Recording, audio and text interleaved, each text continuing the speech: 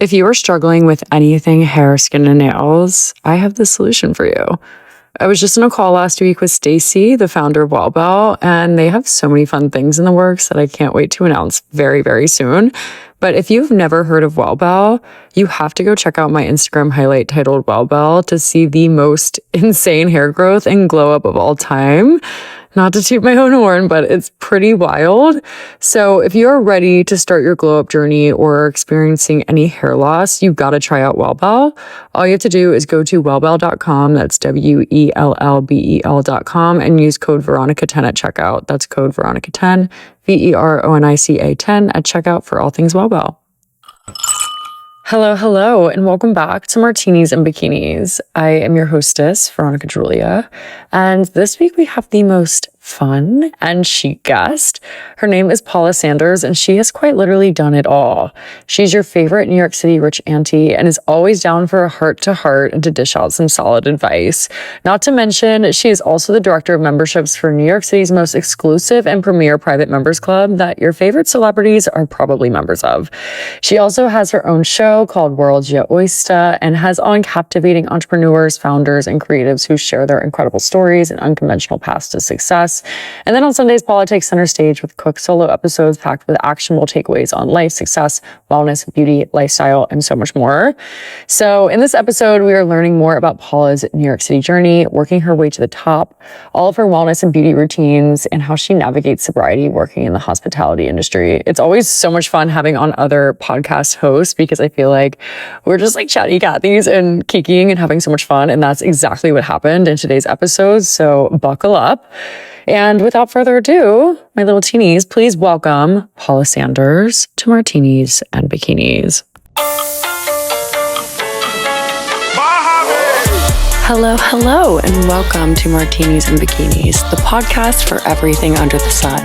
I am your hostess, Veronica Droulia, and I am here to help you navigate your 20s through all things lifestyle, beauty, and fashion. So, if you're ready, let's dive into today's episode. Cheers, Paula. Welcome to Martinis and Bikinis. Oh my gosh, I am like beyond thrilled to be here. Are you kidding? A little kombucha. Have you had this one before? What flavor? It's the trilogy. Yes. That's my favorite one. I've had this before. I love kombucha, but sometimes I feel like it makes me a little crazy. So like a lot of sugar. Yeah, you know? That's true. There is a lot of sugar in it. Sugar. But you know, since I don't drink alcohol, I have to have a treat. Yes. So I treat myself every day to something a little sweet. I do a little wine glass action with that, and I cook, and I have jazz music playing in the background. Jazz music always, but I never ever cook. Okay, so you're 17 years of living in New York, which congrats, by the way. Yes, crazy, wild and crazy. You don't cook very often. I married a man that cooks. So genius. Yeah. Wow. Okay, what is he cooking for you? Like, what's your day-to-day? Like, is he cooking dinner? Is he cooking breakfast? What is he making? Great question. I mean, I always make my own breakfast. I am like a routine and ritual girly. So like breakfast is all on me and it's always the same breakfast. It's just 2 eggs over easy with a little bit of toast. That's simple. It depends on what we have going on. Like I have a very crazy life. So I do have to attend a lot of dinners. I make them linners, which is like lunch dinners. So I'm like queen of the 4:30, 5 o'clock reservation. So like, if you know me, that's like, we'll be going out to eat. But if we are eating at home, I am someone that like, once I get caught on to something, I eat it every single day.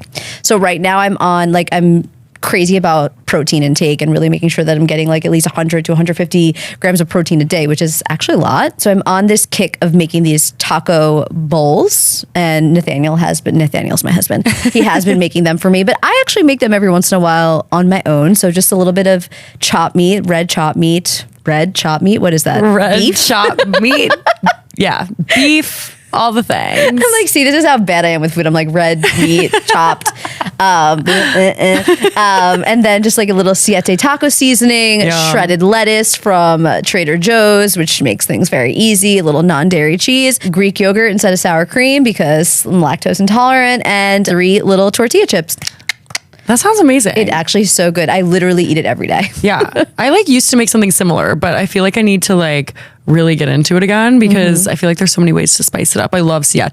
That seasoning is incredible. It's very good. Very good. I have not properly introduced you yet. So we just started talking about This is a taco New York and podcast. cooking. Yeah, I know. I'm so excited to talk with you. And I said whenever we sat down, I was like, I'm really scared for today because I think we're both like very feral. So it's going to be like a very fun conversation. But I love to start these off with the roots. So feel free to share more of your story, who you are, where you're from, all the things. Yeah, well, I'm Paula Sanders. So nice to meet the Martinis and Bikinis tribe. Feeling super blessed to be here, by the way. Thank you for having me. Thanks for coming on. I have lived 19 and a half lives, and I'm, about to be 37 years old. So it's been a long and wild ride. But my journey really begins on Long Island. And, for so long, I was like so ashamed to say that I was from Long Island. And as I've gotten older, I really just want to embrace this part of me because I think it's actually what makes me special in a way. Definitely. Sometimes when you live in New York City, as you said, for 17 years, you start to like become part of the New York City scene, and everybody has these like very fancy upbringings, and they go to these, fancy schools and blah, blah, blah, fancy jobs. And I'm like, I'm Paula, I'm from Long Island, and that's what makes me me. And I think that's like part of the charm. So journey begins there. I grew up a competitive dancer, so a very unorthodox way of kind of coming up as a kid. I feel as if like I've been working full time almost my entire life. I started taking dance very seriously. I think by the time that I was in second grade, my dad was my dance teacher, and it was serious, but I loved it. And it was difficult, of course, obviously having your father as your coach. He only wanted the best for me. He wanted for me to, obviously take things, go the distance with my dance career. And, that came with a lot of added stress and pressure. And of course, I just wanted to be like normal, like everybody else, and be goofing around in ballet class. And I wasn't really allowed to do that. So I goofed around even more and pissed my dad off and, all of the things. I'm really grateful for that being the way that I grew up, because I think it really did shape me into the woman that I am today. And I am who I am, and I've had these great experiences that I've had because of, I think, the difficulties and the hardships and, all of that I had while I was growing up. It really made me a fighter. It really made me confident, believe it or not, even though, there was so much happening as a teenager growing up in the dance studio. This was a different time. So, you were able to yell at kids for being a little chubby and, for many, many things. So I had all of these, different insecurities growing up, but I think that they really formed me into a very confident person. And when I did go out into the work world, I felt that, not that I felt, I knew that it was true, that I really couldn't be outworked. Right. In a way, because I had that work ethic from, being young. So fast forward, I go through the whole competition circuit. I graduate high school. I fall in love, crazy, tumultuous relationship. I decide to like stop dancing for 2 years and, whatever. I end up getting out of that relationship, thank the Lord. And I moved to New York City to go to FIT. I moved here when I was just about to turn 20. It was the first time that I actually was reintroduced to dance on a level. It was the first time that I was introduced to dance in a way where I could do it for myself. They had a recreational dance team there. And there was no dance competitions, there was no judges, there was no nothing. We just went there to put on a show. And those girls were actually auditioning for the Knick City Dancers, which is this iconic dance team in New York City. If you're not familiar, the dance team for the NBA team for the New York Knicks. So all the girls were going to the audition. They were like, Paula, you have to come. I was like, no. I'm like a trained dancer. I will be damned if I'm out there like shaking my booty at Madison Square Garden. Like, I'm better than that. And I decided to go to the audition anyway. And of course, I end up making the team of like 500 girls, which was a crazy experience. And that really, I feel like, started my adult life. I was 20 or maybe I was 21 actually at that time. Yeah, I was kind of thrust into this world of professional dance, not just professional dance, but for one of the most iconic teams and for one of the most famous dance teams in the world. And I was doing all of that while I was at school at FIT as well, which was crazy. So that is nuts. Yeah. So I did that for 2 seasons. Really wild ride. Again, like another one of the highs, lows, right? When you're in a situation like that with any type of, I think, dance or modeling or hosting or even influencing, it's like, it's hard because you're constantly looking at your face. You're constantly looking at your body. You're always feeling insecure. Yeah. So there was some really incredible times, but there was also some really low times. So I did that, as I said, until I graduated college, ended up dancing for another 2 years after college. Then when I turned 25, like life got real. And my mom was like, you're going to have to get health insurance soon. Like you're coming off the parents' plan. So you got the worst thing that any 25-year-old has heard. Literally, it's like, okay, she's like, you have to become an adult. And it's really hard. People don't realize how hard it is. Yeah, but you know what? Like that's when you are really forced to figure out what you want to do with your life. And thank God, because if you had to really figure it out at 18 years old, I think that you would be screwed. Oh, for sure. Well, they don't really teach you that in school. They don't teach you anything in school, unfortunately. But you figured it out. I figured it out. But so the crazy thing is so there was a 2.5 year lapse from when I got my degree to when I decided that I was going to actually enter the workforce. The whole world changed.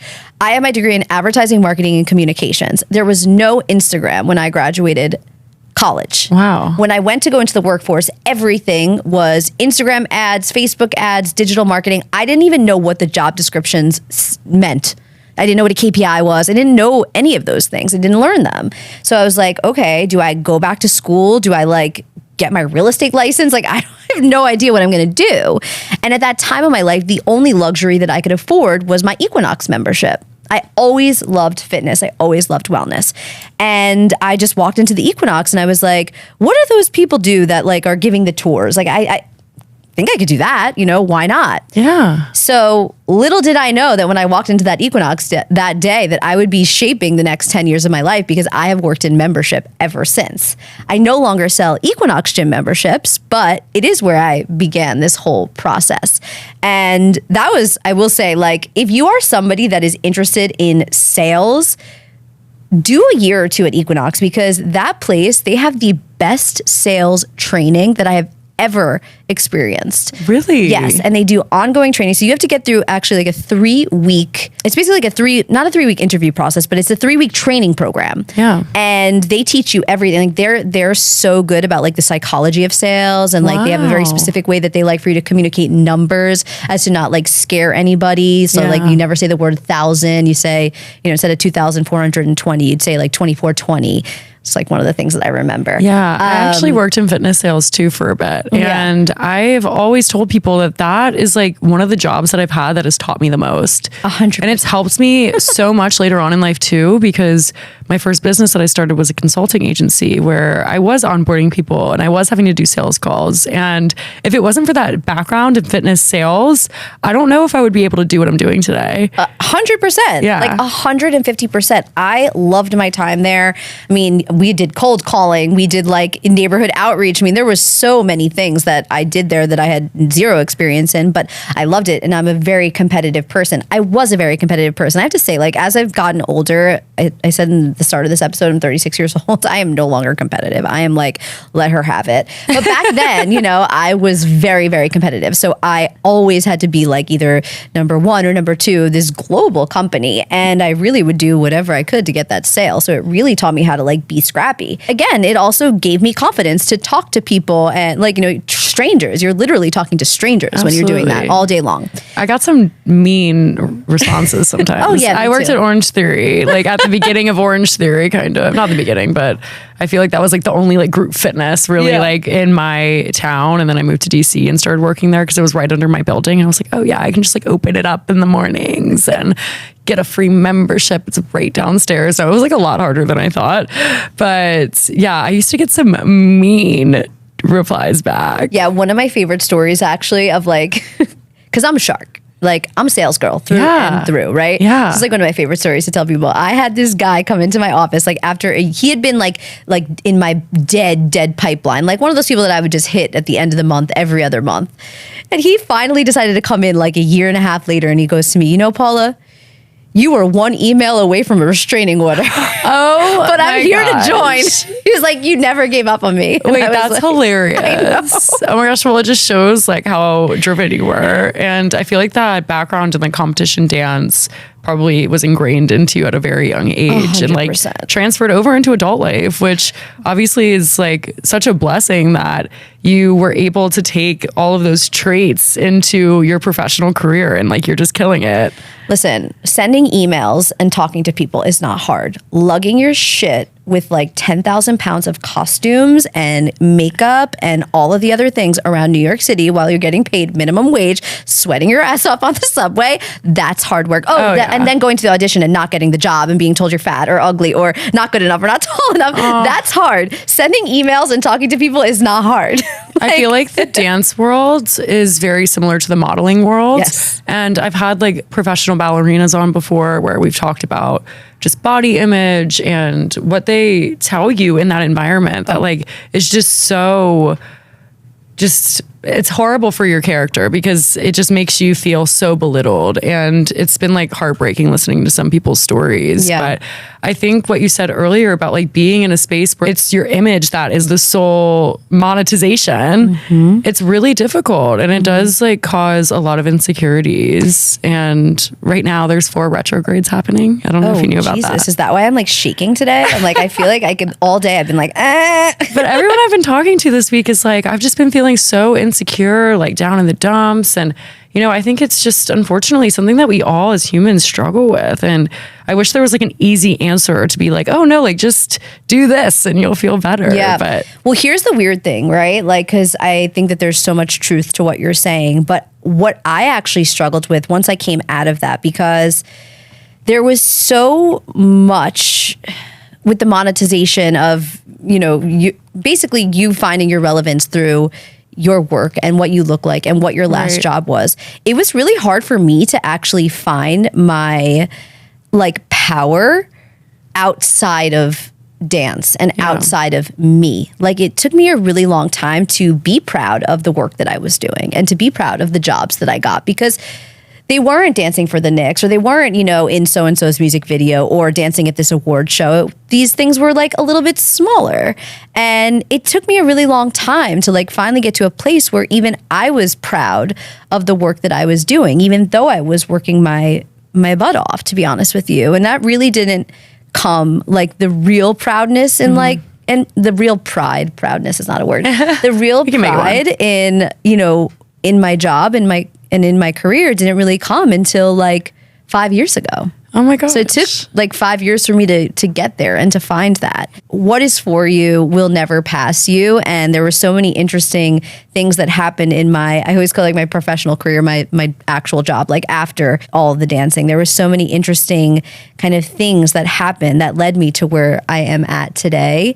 And each step of the process, even though some of them felt wonky, they all really prepared me for what I do right now, which is, you know, the part of my career that I'm so proud of. And I think that, you know, I worked really hard to get here.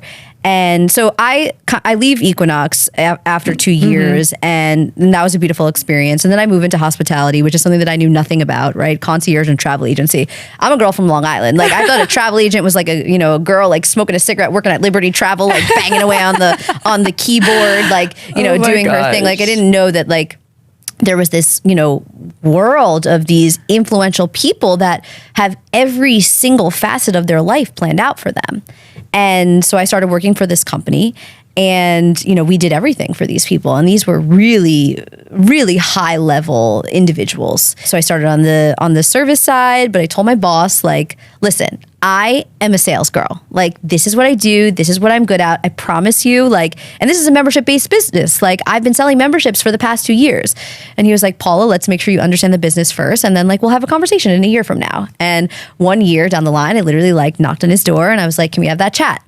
And we had the chat, and he took me under his wing from that point on. And he really allowed me to, once I was properly trained and knew how to talk to people, because we were talking to, you know, like, I mean, his network was crazy. It was really, really incredible individuals. And I was like, you know, going up to big hedge funds and like talking at, you know, conference tables. And I was talking about like, you know, private jets and the best hotels in the world and the best restaurants to go to and all of these things. And, you know, like I always say to my boss, like he really taught me how to fake the funk, because it's impossible to know everything about all of those things, especially when there was none of that where I grew up. Like I didn't have any of those things. So I had to learn quick. I had to do a lot of research and you still got it because whenever I was in the south of France recently, you sent me a ton of racks, and every place that we went that you recommended was like our favorite place that we went to. Well, that's when you become like a real lifestyle tastemaker. And that's where I learned all of that. And that's like really the stem of Hot Rich Auntie, which we haven't even got to. Oh my gosh, yes. That's where, that's where I started to really figure myself out and find my voice and find out who I really am. And I loved that world. And I had the best time while I was there because my job was literally to be where the cool, famous, rich people are and to know what they do and what makes them tick. And that was literally my job. I got paid for that. It was the best. Yeah, that's incredible. It was the best. And so I spent 4 beautiful years there. And then, I transferred over to where I am at now. And I have, for the last 5 years, I've been building one of the, most important and relevant membership communities here in New York City. And I'm the global head of membership for a very well-known private members club here. And it's just been a joy. Yeah. And, it's sometimes I even think it's crazy to think that this girl from Long Island that I don't have a country club where I'm from. We don't have any of these things. So it's so funny to know that this is what I get to do now. And I think that it's been the most awesome privilege to see something really come from a dream. Yeah. And from nothing, 0 members to now several thousand. And I've got the awesome opportunity to meet all of them. So it's pretty cool. And that's me. That wasn't fast. That was really a long, long way of telling you who I am. Well, no, I feel like every facet of your life is so interesting. And like you said, you lived 19 and a half lives. And I feel like I have so many questions about every little chapter. Tell me. But I feel like it's super interesting, coming to New York, Manhattan, and meeting people that are from Manhattan and have grown up here and gone the private school sector and or gone to boarding school or whatever. It's a very different worlds for people that haven't experienced that before. 100%. So I'm sure that even being from the state, it's still very shocking. I'm from Louisiana. Yeah. I literally got here and I'm what is happening? This is crazy. And my dad is from here and I have a lot of family connections here, but living here is a whole different can of worms. And yeah, the whole lifestyle is very interesting. And I can't imagine what just the transition of coming from Long Island and now being at basically the top of this very well-established private members club where all these celebrities and the New York elite are hanging out. My it's parents probably think crazy. It's the funniest thing ever. Really? I'm this makes sense. This checks out for me. In my mind, I always lived in this world. Yeah. I always did. But to them, it's so funny. And they're wow, you really just figured out how to make your life work for you. And we really respect you for that. Yeah. Because the truth is my parents actually own and operate dance schools. I'm their only daughter. So the fact I'm an only daughter for my mom. Yeah. Too. So the fact that I am not helping them with their businesses and I'm the only one that danced, they could have really been upset with me. Yeah. And I think it did take a while, especially for my dad to come around. But now that they see that the world that I operate in, and more importantly, just the joy that I have for my life and the gratitude that I have for all of the things that I have, I think that, that. And when they see that, they're you know what? She made it happen. Mm-hmm. She wasn't smart. Oh my gosh, stop. She didn't know what she was doing. But she made her life work. And I had this conversation with my mom the other day, and she was just when I was your age, I had 2 children. I was going through a divorce or about to go through a divorce. I had to figure out how to open up a dance studio without your father. And I had to keep you guys alive. She's you are never stressed. You're always happy.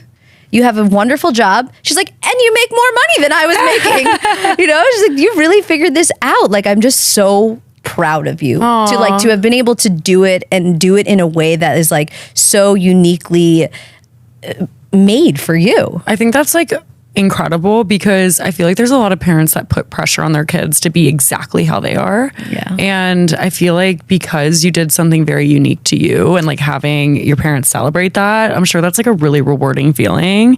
And yeah, you really do it all. I actually went to one of your events for your podcast, World to Oysta. Oysta. I love saying that. Oysta. And it was at SLT and it was in the Hamptons. Yes, and you very had fancy. so many incredible sponsors and brands that were there. We did a little class. We got like dressed. We did. And like we got like workout sets. But it was just so perfectly put on, and I like love that you embody like the hot rich auntie vibe because I actually used to do a video series. We talked about this. You told me this, which is so funny. Like, rich auntie vlogs, like day in the life of like a rich auntie. Like that was like what I did in DC before coming to New York. So I feel like this synergy was meant to be. But I feel like because you do it all, like how do you make it all work? Because I feel like you have your toes in so many different things.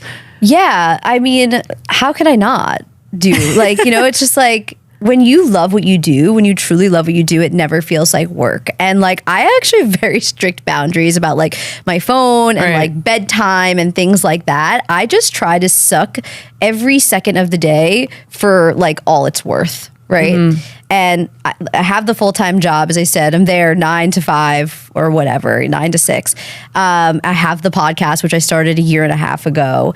And, you know, that really was birthed out of a real need to express myself again.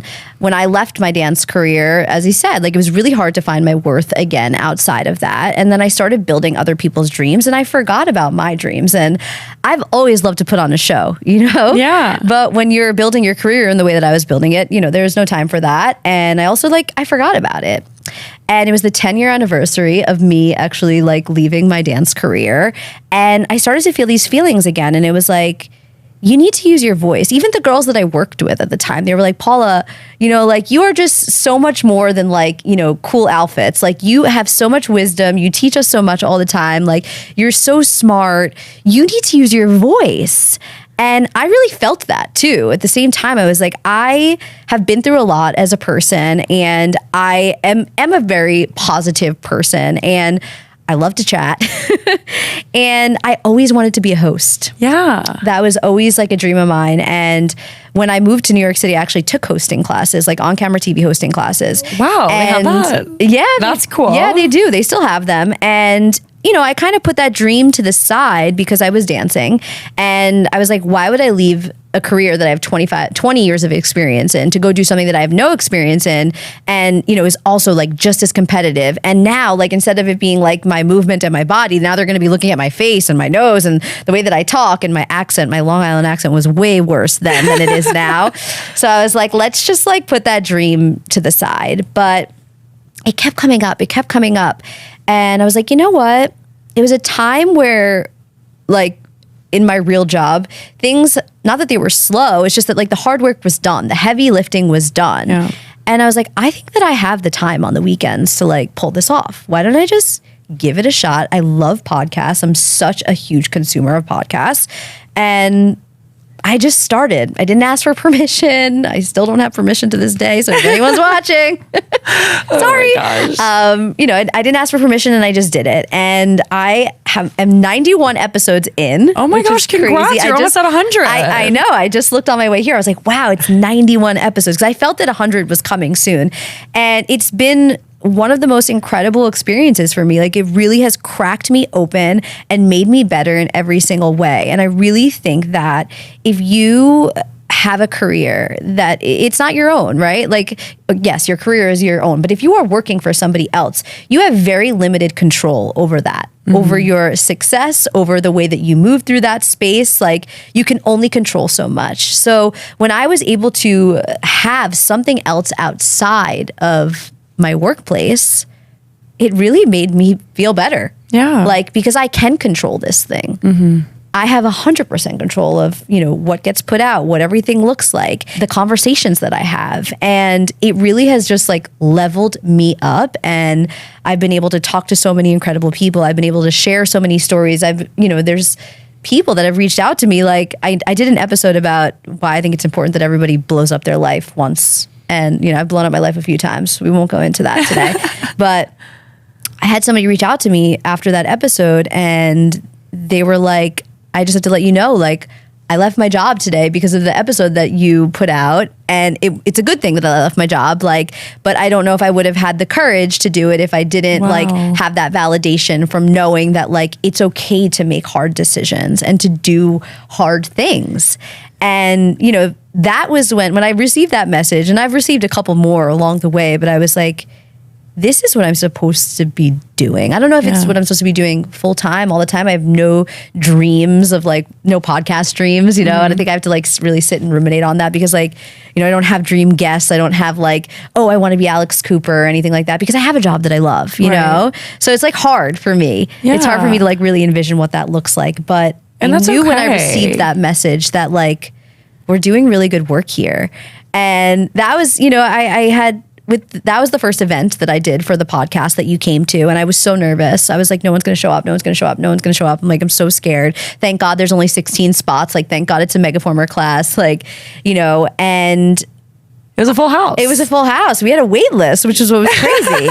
And the odd thing is like, I only knew a handful of you, which was like, okay, so people are listening that I don't even know and like feeling comfortable enough to come to this event and do Megaformer Pilates, which is so hard. Like you have to be like a specific type of crazy to want to even do that workout. I was struggling. So yeah, it's hard. It's hard. So that was also like another moment for me that was just like so beautiful to see the community that I've built in real life. And it just made me want to like push even harder to do even better work, to get even better guests, to have even more difficult conversations. Like that's the other thing too that I've noticed is that like when you see like the stats of different episodes, it's like these conversations that are a little bit more difficult to have, whether it be about body image or, you know, I had one of my first guests actually was a 2-time cancer survivor before the time she was 21 years old. Like, you know, and that's still to this day one of our best performing episodes. You know, it's like these are the stories that people want to hear. I think people want to feel less alone, and it's just been like such a beautiful thing. So like, how could I not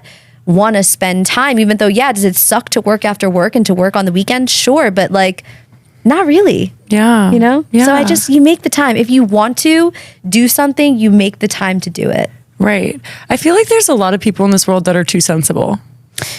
I don't even know what sensible means, honestly. So I feel like I have no sensible bone in my body. Like I don't even know what it means. What does that mean? Basically, like you have to be super strategic about every decision that you make. Oh, no. And I think it's good to be strategic, but I think whenever you just like aren't willing to be a little spontaneous about like your life decisions, then it kind of holds you back. Like it makes life a little boring. So like blowing up your life could be really fun. It can be really fun. Like sometimes it's really hard when you're like in the shit, but like there's so much beauty. There's so much beauty on the outside, on the other end of all of that. So like I've started like so many different things along the way, like blogs a long time ago. Like I never got deeply into it, but like I had a blog called Jacked and Gorged. Like I loved fitness. Jacked and Gorged. And this is like, and first of all, I've never been jacked. Not one day in my life have I ever been jacked.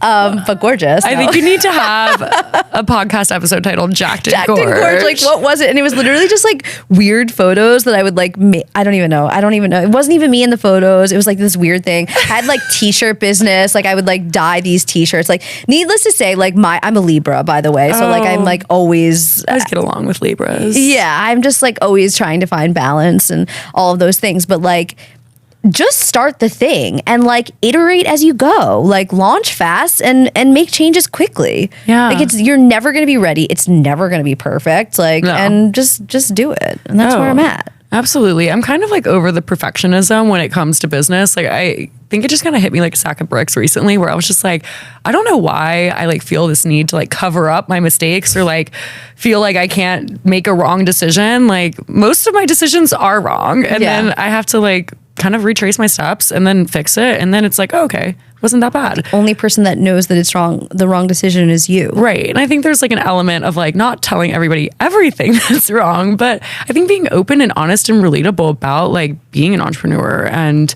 the different projects that you're working on is really cool. And I think people can learn a lot from that. And it inspires them to hopefully like try out something themselves and see what happens. Play with all the crayons in the box. That's what I say. Yeah. Play with all the crayons. So speaking of rich auntie, whichever one, what do you think are like the characteristics of that? Because I used to get so many hate comments for saying it. They're like, oh my God, like you're not a rich auntie. Like you just like would make up all these like crazy excuses. But well, first of all, the internet is a horrible place. So you should never listen to anything that anybody says about you on the internet. My favorite quote is Tyler, the Creator. He's like, cyberbullying isn't real, just log off. Yeah. Like seriously. So, if you have hate in your soul for me on the internet, then I just feel bad for you, user number 79774. Yeah. Like truly. But to me, like being a hot rich auntie means like really just doing whatever the hell your soul feels you should do and protecting your peace. Like to me, that is a hot rich auntie. That is someone that is like well rested. She has no stress. She goes shopping when she wants to shop. She goes out every once in a while and she enjoys her life. Like she has a nice life. So like I said in the start of this episode, like I am someone who really appreciates rituals and routines, and I want for everything in my life to be beautiful all the time, whether it's my home or my clothes or, I'm highly organized. Like everything is hot and embodies like a rich lifestyle. Yeah. Like, and I say too, like I'm not hot rich auntie yet. I'm just aspiring to be a hot rich auntie. You are. Sometimes I am. I am such a spiritual, crazy, witchy lady this week. I swear. I'm like, there's 4 retrogrades. I'm like, I love Libra. So like, I'm being insane. Anyway, there is the Lionsgate portal. Okay. That has opened up, or it's opening up tomorrow. So this is a great week for manifesting. Oh, okay. I manifested lots of money. You are rich auntie. Yeah. You already are. And I think it's a good week to manifest. So everybody think about that. Lots of trips to Saint Laurent. I mean, that's what I would like. Oh my gosh. Yeah. Yeah, absolutely. But okay. So as far as like routines, rituals, things like that, I would love to like hear all of your routines because I am such a sucker for all of that stuff. So like maybe we start with like AM. Yeah. And then we move on. Strap your boots on because this could take a while. They're on. Okay. So as soon as I wake up, diligent about bedtime, like I absolutely must get my 8 hours of sleep. So we'll talk about that when we do like sleep schedule, but I wake up at the exact same time every single day, 6:30 a.m. Does not matter what I have done the night before. Like that is just my time that I wake up.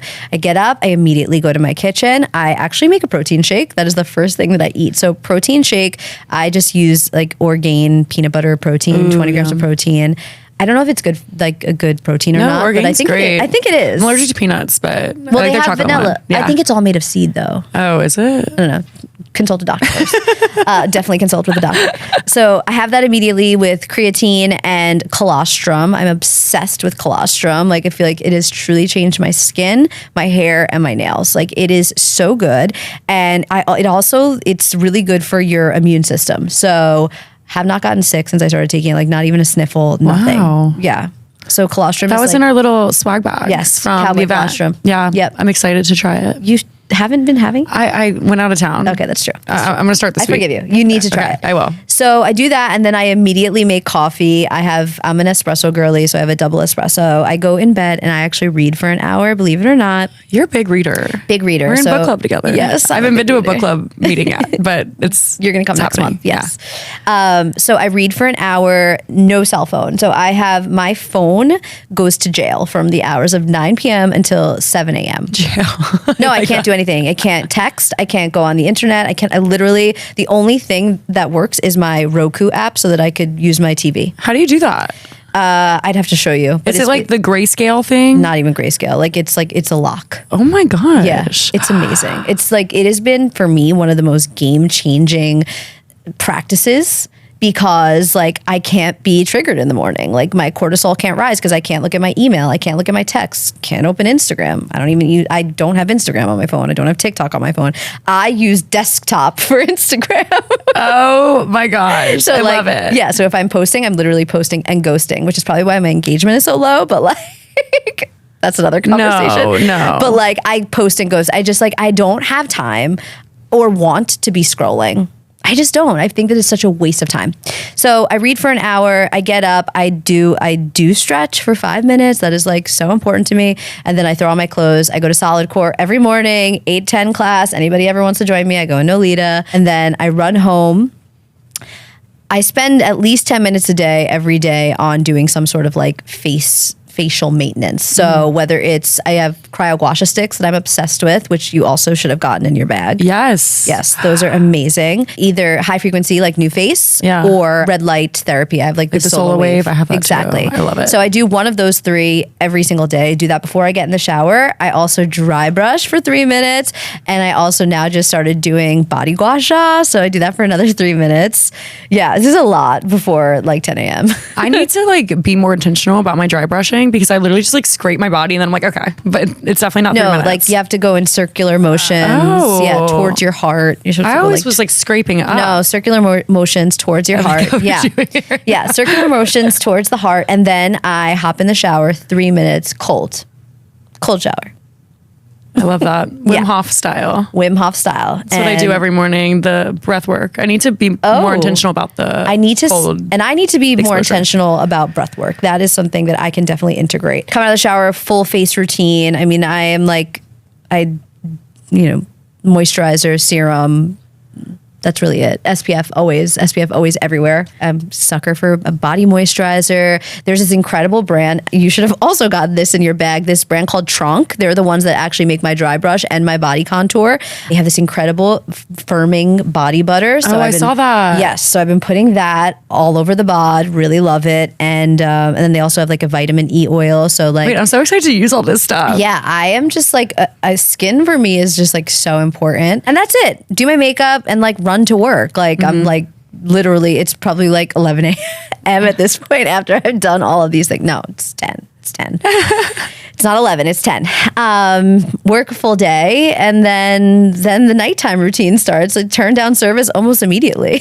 Oh my gosh. I love it. Yeah. And the nighttime routine is also like pretty intense. So like obviously given like doing what we do with the podcast and all these other things, content, like of course I have to work when I get home. So I noticed that like when I was sitting on my laptop until 8 or 9 o'clock, it was really affecting my sleep. Yeah. So I bought these nighttime blue blocking glasses. They're like red.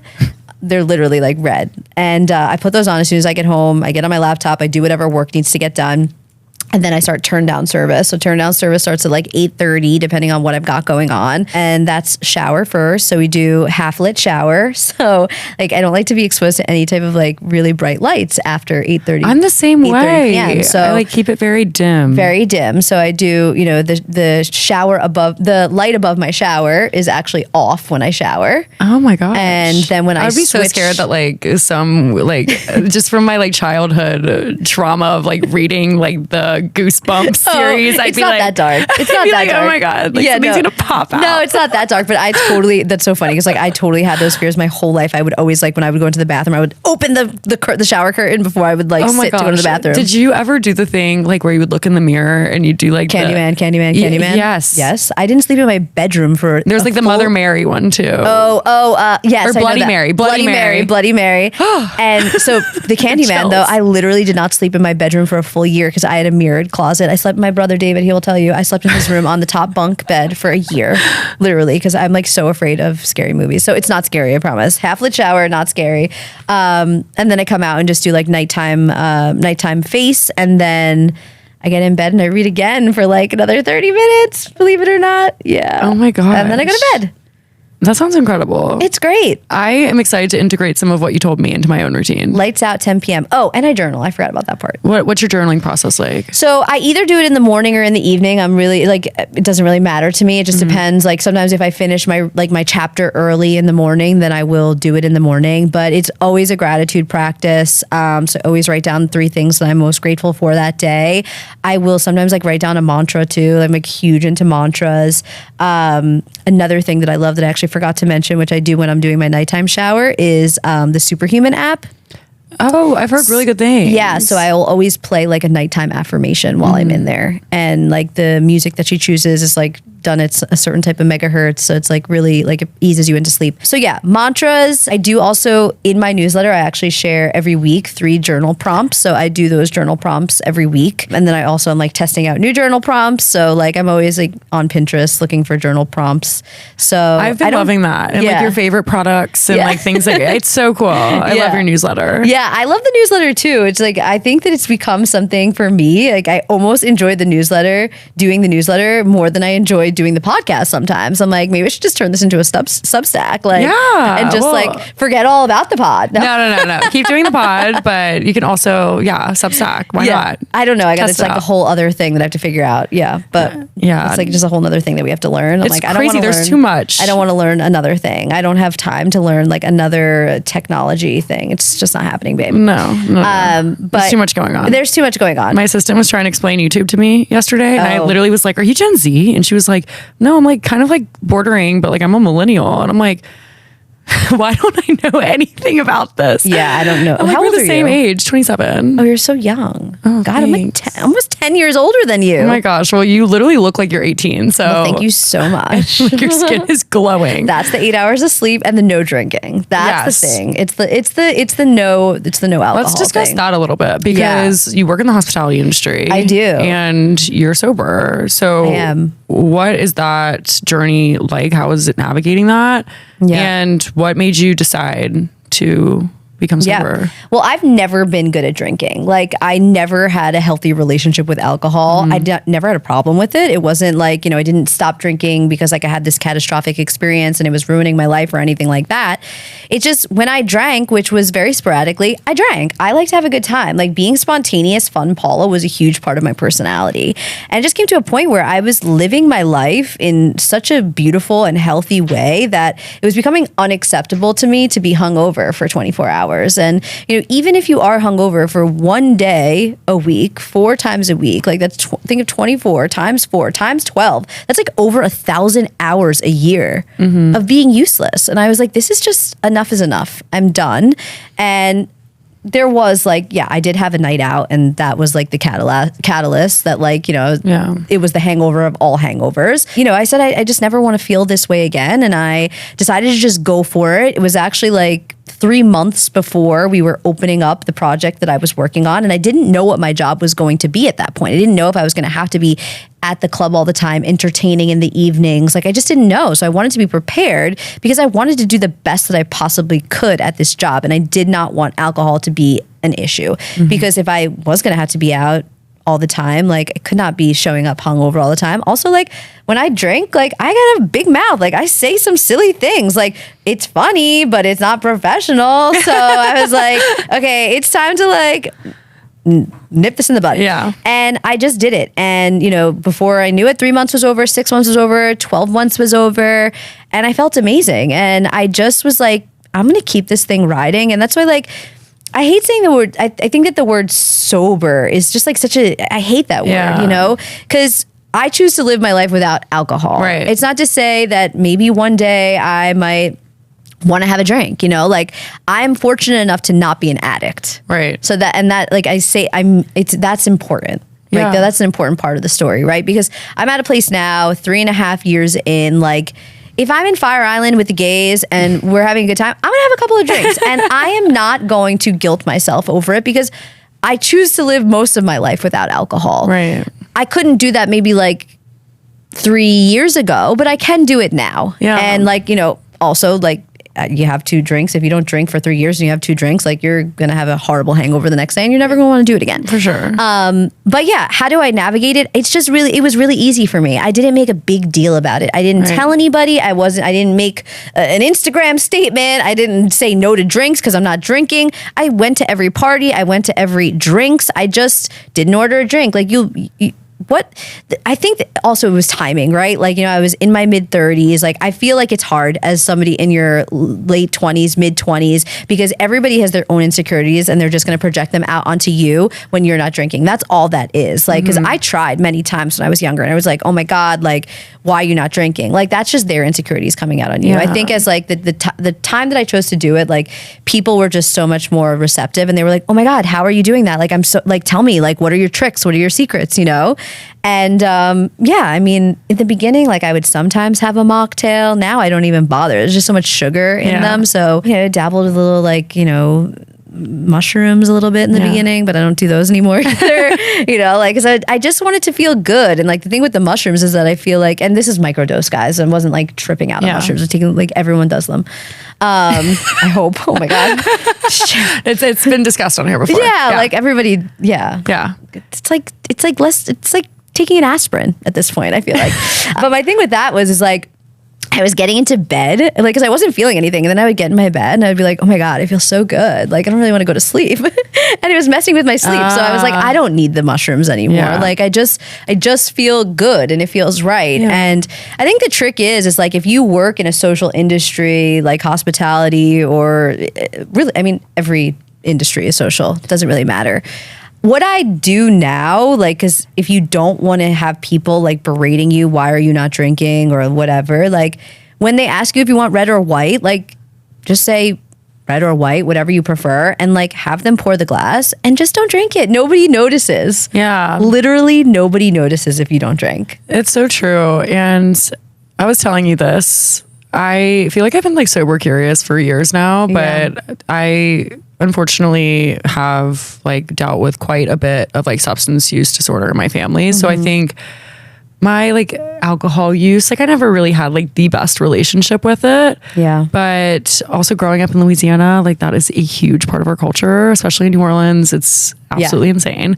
So I think whenever I moved to New York or really to DC, I got like really into the wellness scene. And then here it just like even, there was like flame to the fire. It was even more so. And I feel like I just started surrounding myself with people that don't really drink. And I feel like it's kind of made me realize that like I don't need to drink to have fun. So yeah, if I like want to go to a wedding and like let loose, sure. But I think for me, and it's funny with the name of this podcast, everybody's probably like, what the fuck, Veronica? And they're like, I saw you at a wedding a few months ago, like stop lying. But I think like for me, what I've been doing recently is I'll go somewhere for like the first 30 minutes and I'll see if like at, the end of the 30 minutes, if I want to drink. But if I'm already having fun, then like, why do I need to drink? That's a great way to test it. That really is. Yeah. And that, my only thing with not drinking, I think it's the best thing that I have ever done for myself. And I still go out, I still have a great time, and I'm still fun, spontaneous Paula. It took me a little while to find her. Yeah. But I will say, like, I go home a lot earlier than I used to. Yeah, well, that feels like, nice. It feels amazing. Like, no regrets. Absolutely zero regrets. But, like, there is just a limit to the fun that you can have. And that's just something that I think you have to, like, be okay with. Like, when you do go to those parties and the first 30 minutes you're having a great time, like, how do you feel when you get home when you didn't drink? Like, I usually like by the end of the 30 minutes I feel like I don't have to drink. Right. Every single time I've done it. And then you leave by midnight. You don't get into any of the debauchery that went on from 12 to 2. Yeah. And you feel like a goddamn champion the next day. Absolutely. So. Absolutely. And yeah, I like how you said that there's no reason to like put a label on it. Like, let's say you're like not in recovery. Like there's no reason to like put this label on like, oh, I'm this, because like if you do want to enjoy yourself later on and like you don't have a problem, like by all means, like you should be able to like enjoy your life and not feel like this pressure, the societal pressure to be it's a choice. Be one or the other, like I think it's a choice. So I love that. Last question for you. Okay, this has been so fun. I like feel like we could talk for like 4 more hours. I'm like, I don't know if I gave anybody anything that they could learn from this episode, but at least you got to know me. I learned so much. Are you serious? Okay, good. I hope so. Also, like your routines. I can't wait to go home and like start my turn down service. Well, I can't believe that you have so many. I didn't even realize like you have so many of my products. I know. Which is great. I'm really excited. Yeah, I didn't realize like we really nailed it out of the park with that gift bag. I know. You did so good. Oh my gosh, it was incredible. I had so much fun. I'm so glad. But yeah, no, I can't wait to go sort through it. I've been gone for a few weeks, so I know. Well, I don't feel bad for you. I don't feel bad for you. I don't feel bad for me either. Yeah. But now I'm gonna go do my turn down service, use all the products, turn and I'll down let you know service. what I think. Like anytime someone's doing turn down service, like please just let me know. Send me a text, shoot me a DM. I'll check it from my desktop computer. Do you have a podcast episode titled that? Turn down service. I talk about it in one of them, but actually, you should do a whole episode on like your nighttime routine. Oh, I did a whole episode, but I should have called it turn down service. I didn't think to. I called it like my routines and rituals or something. So if you really want like the in depth, like we could link it in the show notes. Yeah, we'll link it in the show notes. Perfect. Turn down service. So if you were to drink a martini in a bikini, what would you be drinking and where would you be? Where would you be and what would you be drinking? That's usually how I phrase it. Okay, well, I will. And it can be anything in a martini glass. Yeah, I will say like an alcoholic beverage because like I did once drink and I loved to drink. So it's still part of my soul. So I would say if I was going to be in a bikini drinking a martini, it would definitely be a dirty one because she loved a dirty martini back in the day. That was definitely her drink of choice. And honestly, this is so hard. I hate being in a bikini, by the way. Oh my gosh. I have been loving wearing bikinis all summer because I have a swimwear line. Yeah. But we have this one print. I'm waiting for our next print. And I'm getting so sick of wearing the same swimsuits over and over and over again. So I also at the moment I'm a bikinied out. But well, it's like for me with a bikini, going on tangent now, I'm juicier. I'm Sicilian and Puerto Rican. I have a booty and all the things, right? But I work very hard. I go to solid core. I'm fit. I would rather be in next to nothing. I feel confident in a very small swimsuit rather than one that's a little bit larger and will cut me in the weird areas. So I want to be sipping a dirty martini in a very small booty out bathing suit in St. Bart's. Oh my gosh. I want to go there so bad. Yeah, you'll love it. I feel like it's very hot rich auntie. Yeah. Yeah. When's the best time to go? Around Christmas. That's the New time. Year's. Yeah, New Year's is a great time to go. But also I've heard that July is incredible. It's become a real pop-in time of the year. But I went in June, still loved it, but it was a little bit more quiet. Yeah. Nobody was dancing on the tables. There was not many people dancing on the tables, and certainly I wasn't either.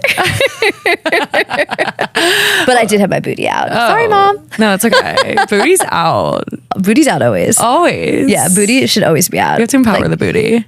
Bring back the booty. Bring back the booty. No, literally everyone's booty is out. Did you watch Love Island? No, I need to. Oh my God, I need you must. to. Oh my God. My trainer, who I've been trying to get on for forever, his girlfriend is the host, Ariana. Yeah. Oh, I didn't realize she had a boyfriend. Oh my God, he lives in New York. Oh, I had no idea. Yeah, he's in hospitality. Oh, I had no idea. Connect you guys. I had no idea. Oh my God. Well, I loved Love Island, and all those girls had their booty out the whole time. So booties are back. I need to watch because I need to support. Oh my God, you must watch. It's the best television ever. Everybody's talking about it. If you learn one thing from me from this episode, if you have not watched Love Island USA, go watch it. The guys are hot. And it's worth the 36 hours. Oh my gosh. No, it's crazy how long it's filmed because I used to watch the UK. I haven't watched the US yet. I only watched this last season. I've never watched it before. UK is hilarious too. Yeah, because they have their lingo accent, and they have. It's funny. I loved it. Are we having a bobby? It's just hilarious. Anyway, for chat. Yeah, can I bring you for chat? My terrible British accent. So. Okay, everybody watch Love Island. Everybody watch Love Island. Listen to World's Your Oysta podcast. Booty's out. Booty's out.